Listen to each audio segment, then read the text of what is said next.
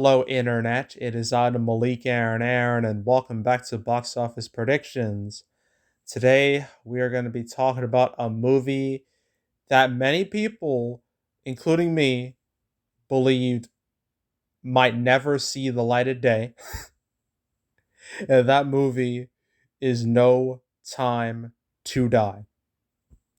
So, as usual, we're going to be going over the pros and cons. So, let's get to it. Pros. This is a James Bond movie, the 25th to be exact. Bond's been a staple in entertainment for like generations now, since like 1962. So almost 60 years, including this year. So it's a long legacy. And for this particular iteration of Bond, this is Daniel Craig's. Not only is this his fifth Bond movie, it's his last Bond movie. With his Bond movies, they consist of Casino Royale, Quantum of Solace, Skyfall, Spectre, and now No Time to Die. And, the Bond series has been quite popular for a very long time with all the different actors who have portrayed Bond. And with Daniel Craig, his Bond series is actually the most successful when it comes to revenue. I mean, Skyfall made over $1 billion. No Bond movie in any era has been able to even come close to that. So, yeah, obviously, it's the easiest pro in the world. James Bond, recognizable brand, one of the most recognizable brands in all entertainment. Daniel Craig's James Bond, huge success. All of his movies have made hundreds of millions of dollars, with Skyfall making $1 billion, and even Spectre making like over 800 million. So it's very successful. So yeah, easy pro right there. The whole James Bond franchise.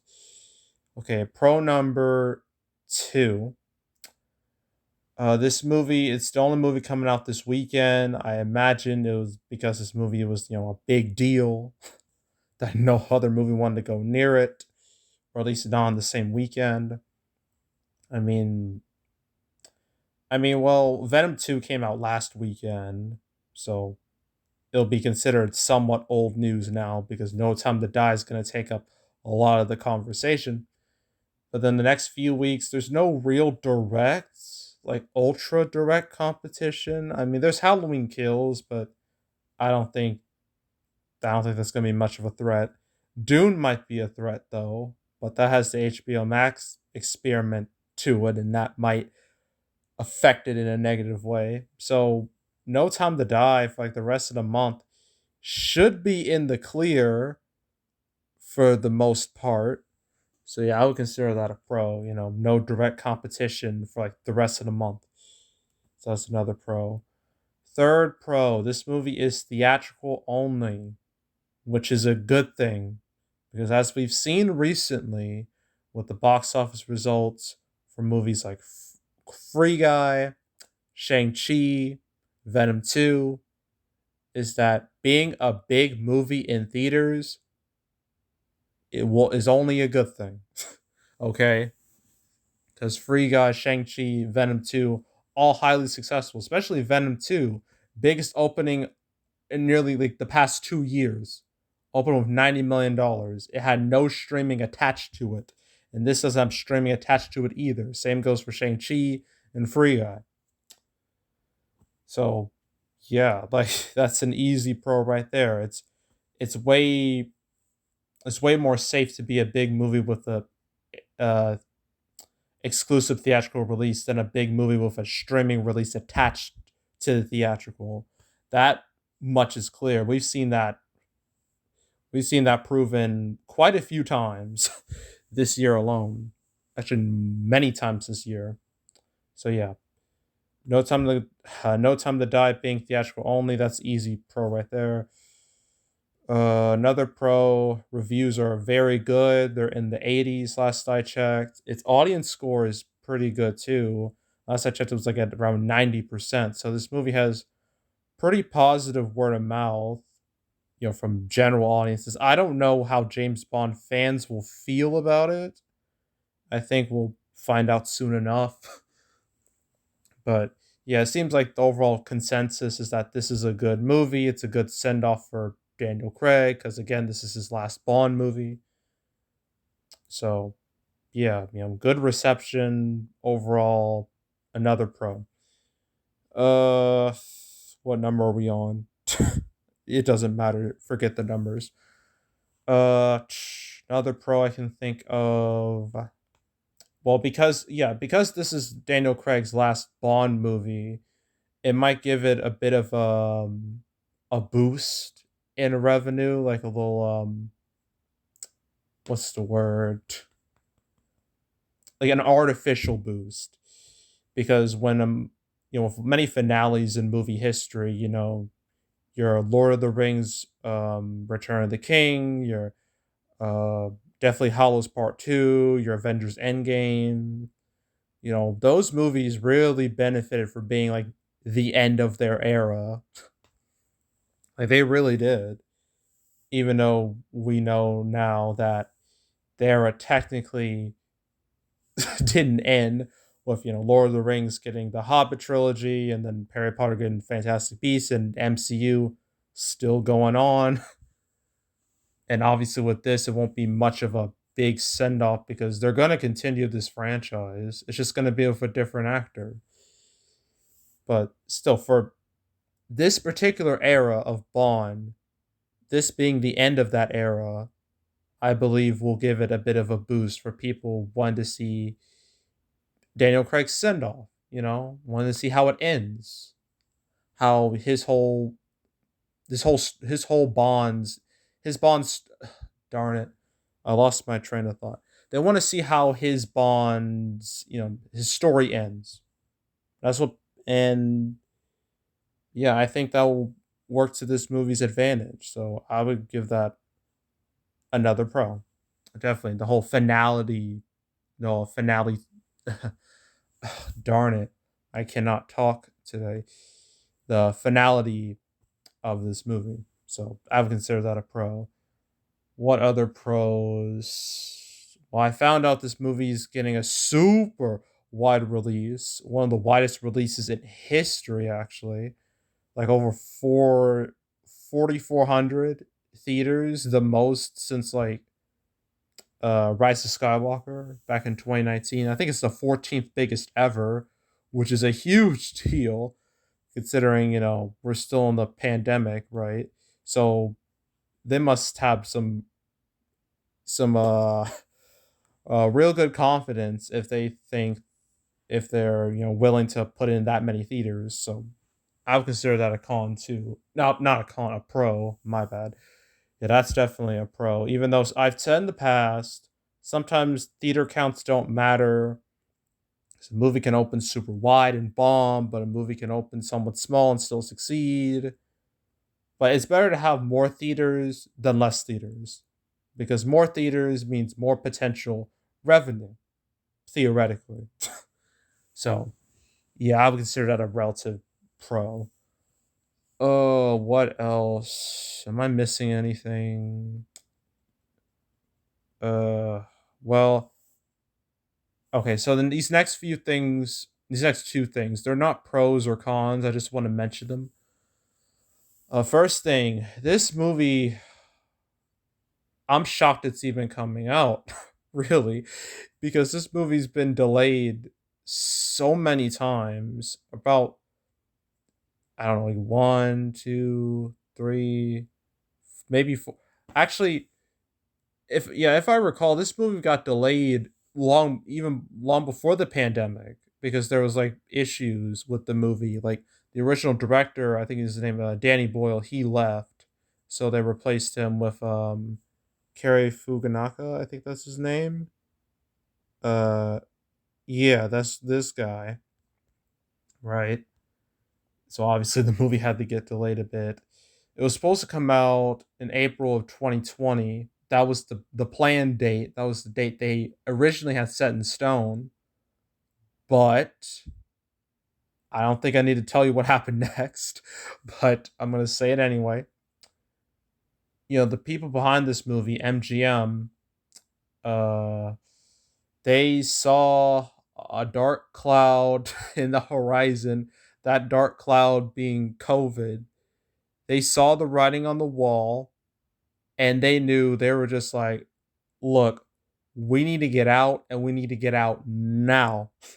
And they did. In fact, this was the first big movie to be delayed as a result of the pandemic. Like this this movie saw the warning signs and got out before everybody else did.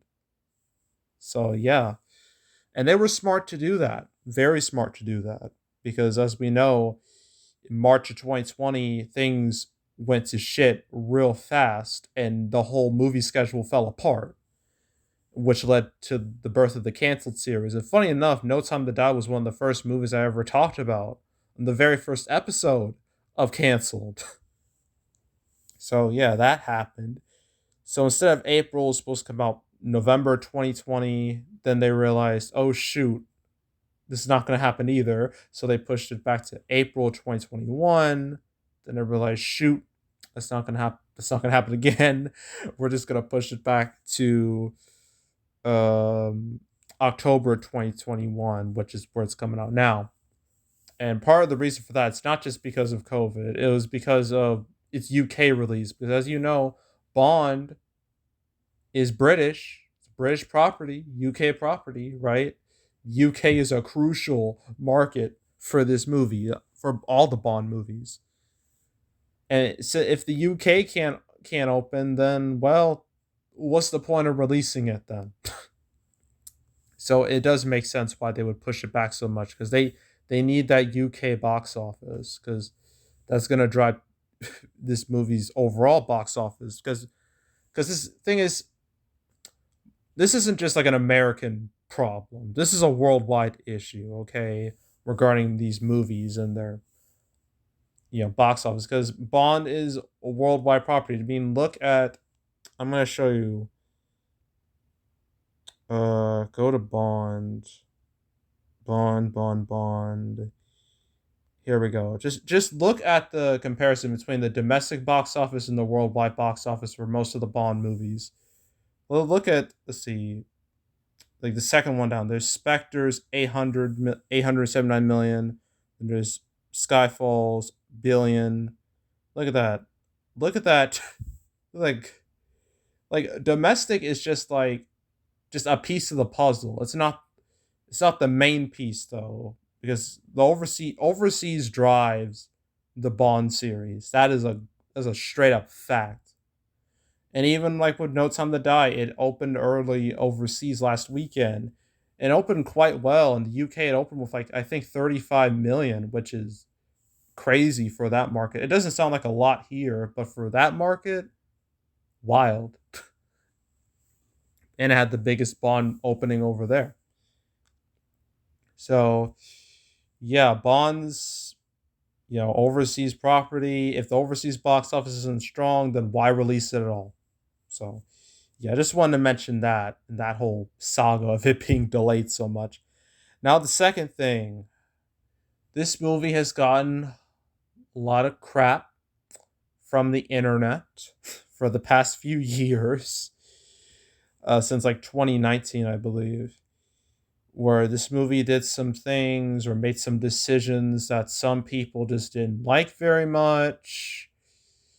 One of those decisions was, in the movie, this isn't a spoiler because they showed it in the trailers. Bond's retired, right?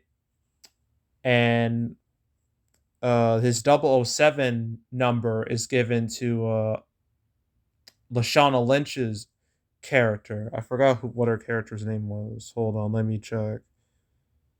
Uh, it's not even on here. What the heck? Oh yeah, Naomi. Naomi. I don't know.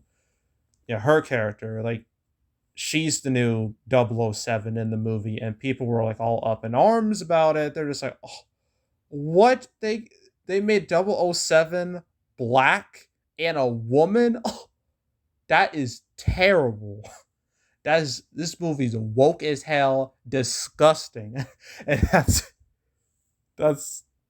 and the whole movie was basically hijacked. All the conversation around it was just hijacked by that, and it just it just got kind of stupid after a while. And yeah, some other things happened too, with just saying like, oh, this is a Bond for like the post Me Too era and all that stuff, and it is ugh. Like now, when it comes to internet drama revolving around movies, sometimes it has little to no effect, but other times it can have an effect. Actually, wait, no. Here's what's really going on here with like all these the internet drama surrounding movies. Thing is, a lot of mainstream audiences either don't know about this drama or don't care about this drama. What they see is how the movie's presented in marketing, right? That's what they're seeing. If it looks good, they'll watch it. If it looks like crap, they'll avoid it. That's what it's really all about. Because the internet's just it kind of just feels like an echo chamber at this point. Because obviously, majority internet users don't represent a majority of moviegoers. They just don't. I mean, sure, we've seen plenty of times where a movie just was like dead in the water because of how it looked. I mean, look at Terminator Dark Fate, Black Christmas 2019, Charlie's Angels 2019, Birds of Prey. Those movies were screwed because of how they were presented, right? And then you got a movie like say F9, which had all that controversy regarding John Cena and the whole Taiwan debacle. That didn't hurt the movie at all, really. In the grand scheme of things, it didn't. And then Shang-Chi had some internet drama too. Didn't hurt it at all. So yeah, this all internet drama thing is kind of it's pointless to even talk about because it's likely not going to affect this movie. So, but yeah, I just wanted to mention it, and I think it's quite funny how Daniel Craig's Bond series it started with internet drama and it ends with internet drama because some people may not know this, but when Casino Royale was coming up and when Daniel Craig was cast as Bond, people were pissed. They were up in arms. They were just like, "What? A blonde James Bond? Blasphemy! Ridiculous! He doesn't look like a suave, debonair super spy. Like this, he doesn't look that at all. Like this is not my Bond." And people were willing to boycott the movie. This is real. This actually happened. Go look it up. Like people were actually pissed about Daniel Craig being Bond initially, and look at it now, it's pretty hysterical because a lot of people really like his James Bond. So yeah, just wanted to mention that because I think it's quite funny. It's both in a way funny and irritating at the same time. Talking about internet drama regarding Bond, so I want to mention those two things. So yeah, cons. I don't see too many cons surrounding this movie. I mean, I guess one somewhat con would be its long running time. It's like 2 hours 43 minutes, which is ooh, that's an endurance test. But as we've seen in the past, people are willing to watch long movies as long as they're interesting or they're entertaining. Like say Avengers Endgame or Wolf of Wall Street. The Lord of the Rings movies are quite long. The Harry Potter movies, with the exception of like the last one, are quite lengthy too. And nobody had a problem watching those. So yeah, like runtime, it might be a turnoff for some people, but for others, they can deal with it. I'm one of those people who can deal with a running time. So yeah. Besides the running time, I honestly can't think of anything else. Really. I mean, this movie has quite a bit going for it when you look at it, when you really think about it. So yeah, I think that's it. So, opening weekend time. Let's go back to Bond's history really fast. Okay, so we're gonna start with really we should start with like We're gonna all right. So from both Daniel Craig's Bond series and Pierce Brosnan's Bond series, see here 26, 25, 35, 47, 40, 67, 88, 70, 88 being the big one for Bond, which came from Skyfall. So where does will No Time to Die fit on this scale? It's obviously not going to be as low as the Pierce Brosnan movies, because granted, those movies came out in a different era where a big opening weekend wasn't necessary for a movie to succeed. Yeah, but when Casino Royale came out, yeah, that's when the whole having a big opening weekend really mattered. So it won't do as low as that. Definitely not. But I think in my heart of hearts, this movie will be a success if it can at least beat Spectre. If it can beat Spectre, then I think it's in a good place financially, at least for the states. It's in a good place. Expecting Skyfall numbers is just no, completely unrealistic. So I can't expect that. But I've been I've been wrong before. I've lowballed movies before. I lowballed Free Guy. I lowballed Shang-Chi. I lowballed Venom 2. All those blew up in my face. And I don't want that happening again. So, but I still want to be somewhat realistic. I don't want to go crazy. So I'm going to say for No Time to Die, its opening weekend's going to be around $75 million. Yeah, $75 million. Oh, I didn't even mention this. How No Time to Die is obviously catered more towards an older audience because it's James Bond. James Bond's always catered to the older demographic, and that type of demographic isn't going to the movies very much anymore for obvious reasons. But they might come out to see this because, again, No Time to Die is a pretty big deal. Biggest. It was one of the biggest movies to get delayed because of the pandemic, and anticipation and hype is like at a fever pitch right now. So if any movie's gonna convince the old people to go out, it's gonna be this. If not, then I don't know. I don't know what will bring out the old people. But yeah, just wanted to mention that. So opening weekend, I'm gonna say 75 million, and total over 200. I think over 200 million domestic is reasonable. Overseas, I don't know. I mean, it's already made 121 million overseas after just one weekend. It'll probably reach like maybe 600, 700 million, depends how other markets do. But yeah, I don't know. Anything can happen at this point. So yeah, that's No Time to Die. Man, it's just it is crazy even talking about this movie. Because again, I didn't know if it was ever gonna come out. It got delayed again and again and again. I was just like, is this gonna happen? Am I ever gonna talk about it in a box office prediction video? And now I have. So yeah, I'm pretty happy about that. And that's it for the weekend. It's yes, Bond's the only movie coming out this weekend, and for good reason.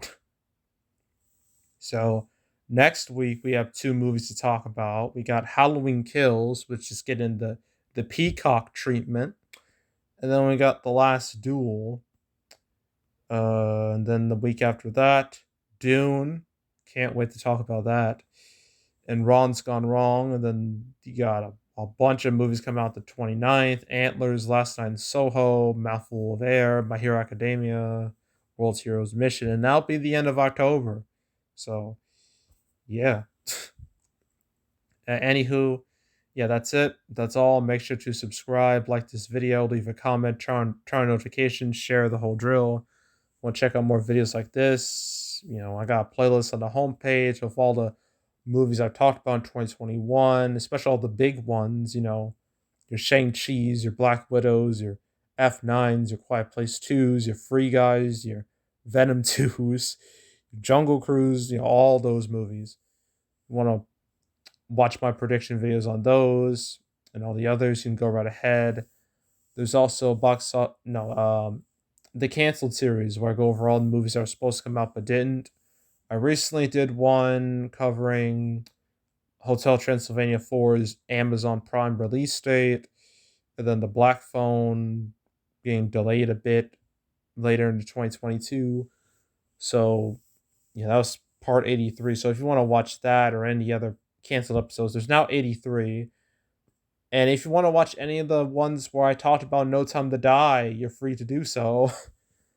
Because I'm not sure exactly what I said in those videos because I those were such a long those videos came out like such a long time ago. But I guess it would be interesting to see what my thoughts on the movie were at that time. So yeah. And if you want to just be up to date on all these movies, so if you want to watch any of those canceled episodes, go right ahead. There's also box office recaps where I go over the box office results for any particular month. I know I'm late with my September 2021 recap. I'm planning on getting that out by the weekend. I'm hoping that will happen. And then for October, the recap video will come out first week of November, right before the Internals comes out. So yeah, you can stay tuned for that. But if you want to watch any of the past recap videos I made, you can go right ahead. And yeah, that's it. That's all. I am out. Goodbye.